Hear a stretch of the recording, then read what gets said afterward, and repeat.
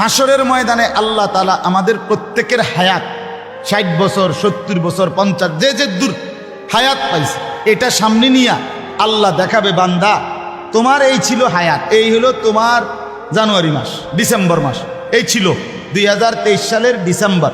তুমি মোট যাই আমল করছে এই কদ্দুরে এন্দিয়ে দূরে দূরে দূর, এই যে শুক্রবারে 2 রাকাত নামাজ দেখছো নি, এই যে 2 রাকাত, পরে শুক্রবারে 2 রাকাত দেখছো এন্দিয়ে, ওই যে 10 টাকা দিছিল দেখ বেটারে, এই যে 10টা টাকা এমনি এমনি মিলাইয়া ডিসেম্বরের ন্যাক আমলগুলো এগুলো আল্লাহ দেখাবে, দেখাইয়া এরপরে যেগুলো খালি না আল্লাহ তাআলা বলবে, বান্দা এই জায়গাগুলোতে তোমার হায়াতের সময় ছিল, কিন্তু তুমি সেই সময়গুলো কোনো কাজে না লাগাইয়া নষ্ট করে দিছ। আমার দেওয়া সেই সময়গুলো এখন জবাব দাও, নাফরমান কেন নষ্ট করলা সেটা বল। সময় তোমার বাপে দিছিল, এখন ফিরাই দাও। আজকে এখানে আমরা যারা বসা, আমাদের প্রত্যেকের জন্য আজকে এশার নামাজের ওয়াক্ত হয়েছিল নি? কথা বলেন না কেন? এশার নামাজ পড়ার সুযোগ ছিল কি নি? তাহলে তোমরা যারা নাফরমান এশার নামাজ পড়ো নাই, তোমরা কি বলবে বলো? হাইওয়ান, এই জন্তুর মতো জিন্দিগি, জানোয়ারের মতো জিন্দিগি, এই রাত্রের 11টা বাজে, 11:30 বাজে তো কুত্তাও ঘুমায় গেছে, বেনামাজি তুই কেমনে ঘুমাইবি? ওই বেনামাজি তুই কেমনে ঘুমাইবি?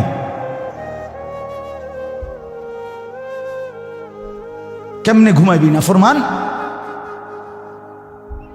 সারাদিনে একটা ওয়াক্ত নামাজ পড়লা না যারা, তুমি জানোয়ার কেমনে ঘুমাইবা? এখন তুমি ওই ঘরে ঘুমায়ও না, তুমি তোমার মতো প্রাণী যেগুলো সেজদা দেয় নাই ওই জানোয়ারদের সাথে যাও। জিন্দিগি মানে তামাশা, জিন্দিগি মানে চুলের একবার এদিকে ফিরা একবার এদিকে, দুশ্মনিক মানুষের মানে ম্যাজিক খেলে, হ্যাঁ হ্যাঁ হাসো হাসছে, কাঁদো কাঁদো, আসো আসছে, পিচ্ছাও পিচ্ছে, ঠিক বেঈমানে এবার এদিকে বাড়াও, হ্যাঁ বাড়াও, সামনের মাসে কইছে এবার এদিকে বাড়াও বাড়াও, এবার এদিকে একদম সাদা করে লাও সাদা করে, মানে নাফরমান বেঈমানে যেটা বলে আমার অসংখ্য ছেলে পেলে তার লগে লগে নাচে, টিডিং টিডিং টান। আত্মসম্মান কোথায় বেটা তোর? তোর নিজস্ব কোনো স্বকীয়তা নাই, নিজস্ব কোনো স্বকীয়তা থাকবে না। বেঈমান যা বলবে তুমি তাই, কখনো ঢোলা কখনো সিফা। আশ্চর্য কথা এটা। ছেলেদেরকে বললাম, বাপ জিন্দিগির কদর করো বাপ, এই সময়গুলো আল্লাহ দেখাবে, বান্দা এই করতে পারতা। আমার দেওয়া এশার নামাজের সময় গেছিল, সেই 7টা বাজে আজান হইছে, রাতের 12টা বাজে তুমি ঘুমাইছ, 5টা ঘন্টা ওয়াক্ত ছিল, কেন সেজদা দিলাম? কেন সেজদা দিলাম? হ্যাঁ কেন? কত নারী দেখলে শখ মিটত, হারামের টাকা কত রোজগার করলে অভাব মিটত, কই মিটছেনি কারণ? কথা বলেন না কেন? পৃথিবীর কোন সেই ব্যক্তি যে বলছে আর লাগবে না? আছে কি কেউ? আল্লাহ আমাদেরকে বুঝ দান করে। শেষ কথা হইল, বালিল ইনসানু আলা নাফসিহি বাসীরা। আল্লাহ বলে, না বান্দা, শুধু কেবল তোমার জিন্দিগি আমি শুনাবো এটা না, বরং তুমি সচক্ষে তোমার লিখিত আমলনামা, প্রত্যেকটা মানুষ তার হায়াতের আমলনামা লিখিত দেখতে পাবে। বাসীরা, নিজ চোখে দেখবে। এই যে তোমার আমলনামা পড়ো, এখানে 2022ও আছে, 23ও আছে, 21ও আছে, তোমার হায়াত পুরাটা আছে। ধরো বান্দা, পড়ো, দেখো। বালিল ইনসানু আলা নাফসিহি বাসীরা। রব্বুল আলামিন বলে, বান্দা তুমি নিজ চোখে তোমার রাতও দেখবা, দিনও দেখবা, সকাল দেখবা, দুপুর দেখবা।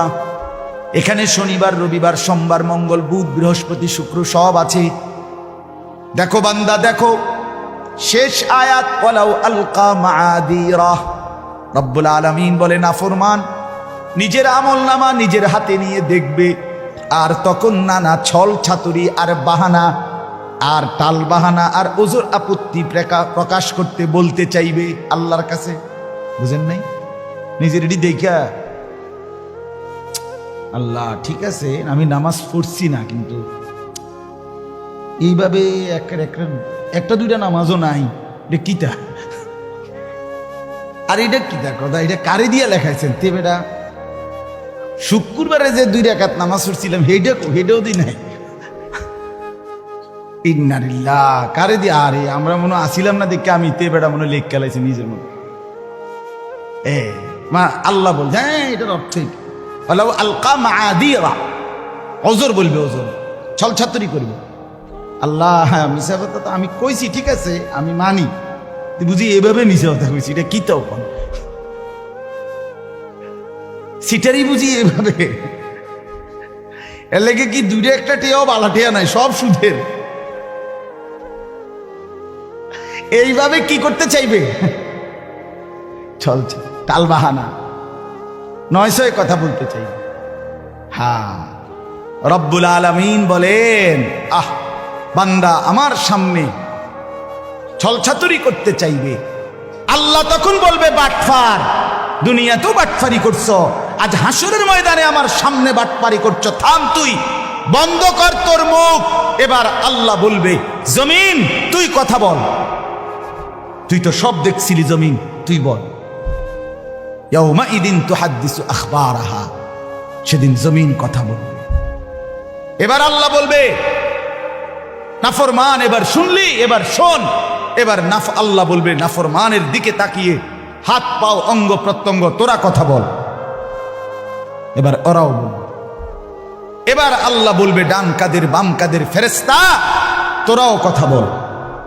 এবার তারাও বলবে। আল্লাহ বলবে, এবার দেখলা তো বেঈমান? জমিনও বলল, তোমার অঙ্গ প্রত্যঙ্গ বলল, ডান কাঁধে বাম কাঁধের ফেরেশতাও বলল, আর লিখিত আমল নামা এটাও তো দেখলা, লিখিত কপিও আছে, মৌখিক স্বীকারোক্তিও শুনছেন। এরপরে আর কি রায় না দেওয়ার কোনো সুযোগ আছে? কথা বলেন না কেন? 3টা মৌখিক সাক্ষী আর একটা লিখিত কপি, এরপরে রায় না দেওয়ার উপায় আছে কি? এই শেষ আল্লাহ বলবে, বান্দা এতক্ষণ জমিন বলল, অঙ্গ প্রত্যঙ্গ বলল, ডান কাঁধের বাম কাঁধের ফেরেশতা বলল, আমল নামা দেখাইলাম। এবার আমি আল্লাহ, আমি তো 2 চোখে সরাসরি দেখছিলাম, আমি তো ছিলাম, এবার আমি বলছি শুনো।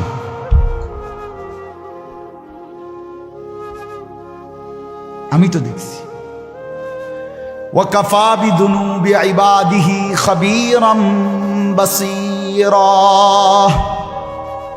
রব্বুল আলামিন বলেন, বান্দা আমার সমস্ত বান্দার নাফরমানির হিসাব রাখার জন্য, খবর রাখার জন্য আমি আল্লাহ কাফা, একাই যথেষ্ট।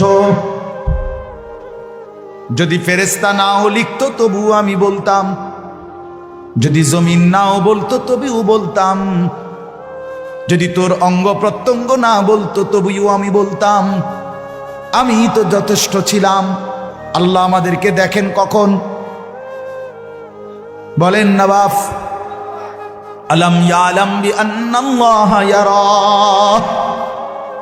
আল্লাহ বলে, বান্দা তুমি জানো কি, আমি কিন্তু সারাক্ষণ তোমাকে দেখি। কতক্ষণ? যুবক বন্ধু আমার, ছেলেরা আমার, রাত 2টা বাজে, তুমি তো মনে করেছো কেউ সজাগ নাই। মা ঘুমিয়ে, বাপ ঘুমিয়ে, পাড়াপড়শি ঘুমিয়ে গেছে, এজন্য মোবাইলে লেফ কম্বলের নিচে উলঙ্গ ছবি দেখছ। রব্বুল আলামিন আরশ আজিম থেকে ডাক দিয়ে বলে, বান্দা আনিস সব যদিও ঘুমিয়ে গেছে, আমি রব্বুল আলামিন কিন্তু জেগে আছি, আমি তো দেখছি। আল্লাহ দেখছেন কিনা? কখন কখন? মালিক আমার ঘুমায় কখন? মালিক বিশ্রাম নেয় কখন? মালিক তন্দ্রা যায় কখন? কখনো না। রাতের 2টা, দিনের 2টা আল্লাহর কাছে বরাবর। 7 আসমানের উপর, 7 তবক জমিনের নিচ আল্লাহর কাছে বরাবর। ডান দিক বাম দিক সব দিক আল্লাহর কাছে বরাবর, সমান সমান। আল্লাহ একভাবে, এক নজরে সব দেখছেন। আল্লাহ আমারও মাফ করেন, আমাদের সবাইকে মাফ করেন।